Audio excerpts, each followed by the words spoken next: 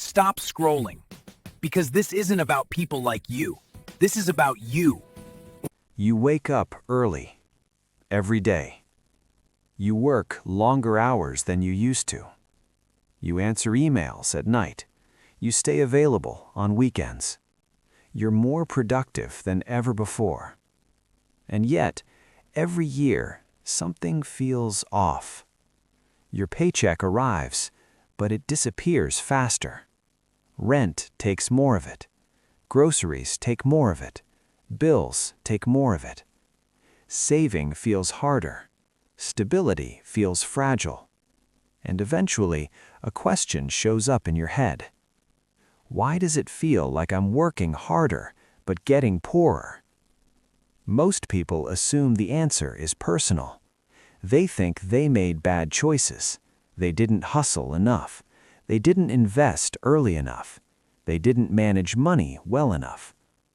But what if that's the wrong question? What if the problem isn't you? What if the system around you changed quietly while you were busy working inside it? To understand what's happening, we need to go back in time. For much of the 20th century, there was a simple relationship in most developed economies. If workers became more productive, their pay increased. When businesses made more money, workers shared in that growth. Housing was expensive but reachable. Saving wasn't heroic, it was normal. This wasn't because people were smarter back then. It was because the system rewarded labor differently. But around the late 1970s and early 1980s, that relationship broke. Productivity kept rising. People worked faster. They learned new skills. They adapted to computers. They adapted to the internet. They adapted to constant connectivity. But wages stopped rising at the same pace. The ladder is still there. You can climb it, but the platform doesn't move. Most people blame inflation. Prices go up. Money buys less. And yes, inflation is real. But inflation alone doesn't explain why so many working people feel stuck. Because inflation affects everyone. What changed is how inflation interacts with wages. Your salary usually grows slowly, maybe a small raise, maybe once a year, but the costs, housing, healthcare, education, insurance, these aren't optional. You can't easily cut them out. You can't substitute them. You can't pause them.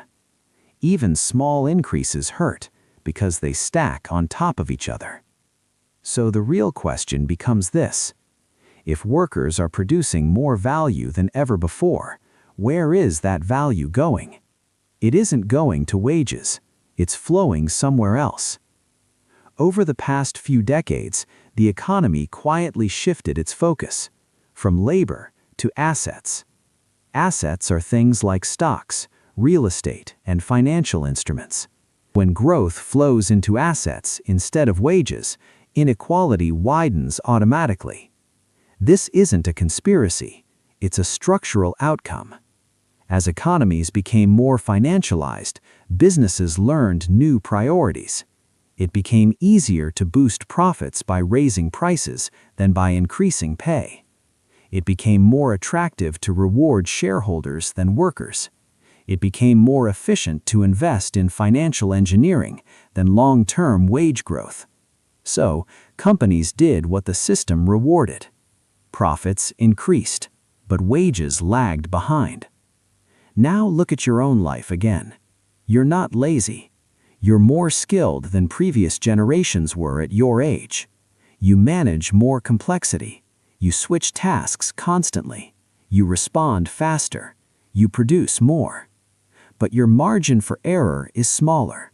One unexpected expense can cause real stress. You end up running faster just to stay in place. And here's the part most people don't want to hear. The system isn't broken. It's functioning exactly as designed. An economy built around asset growth will always favor owners over workers. Not because owners are evil, but it does mean you need clarity. The first step is stopping self-blame. You didn't suddenly become irresponsible. You didn't suddenly lose discipline. You're navigating a system that shifted its incentives. The second step is understanding how money actually flows, not just how it's earned. Who benefits when prices rise?